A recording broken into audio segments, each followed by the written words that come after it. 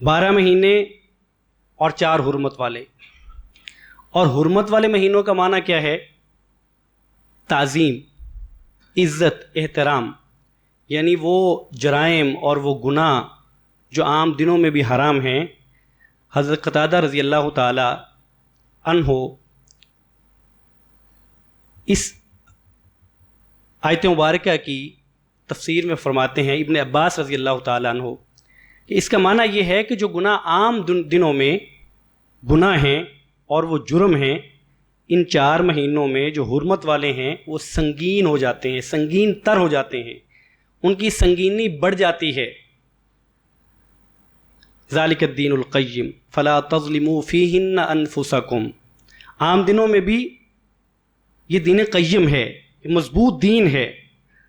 عام دنوں میں بھی ظلم نہیں کرنا اپنی جانوں پر، اور ان حرمت والے مہینوں میں تو بطور خاص نہیں کرنا.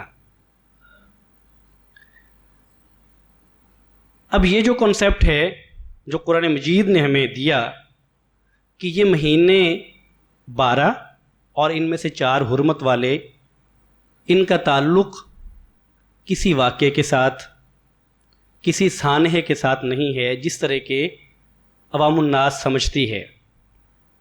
اور وہ 4 مہینے ذوالقعدہ ہیں، ذوالحجہ ہے، محرم ہے، رجب ہے. یہ چاروں مہینے جو حرمت والے ہیں ان کا تعلق واقعے اور سانحے کے ساتھ نہیں ہے. ان کی حرمت اللہ تعالیٰ نے آغاز سے رکھی اور یہ رہتی دنیا تک یہ حرمت باقی رہے گی. کوئی سانحہ ہوتا تب بھی، نہ ہوتا تب بھی ان کی حرمت کا حضرت حسین رضی اللہ تعالیٰ عنہ کی شہادت کے ساتھ یا کسی اور سانحے کے ساتھ براہ راست کوئی تعلق نہیں ہے.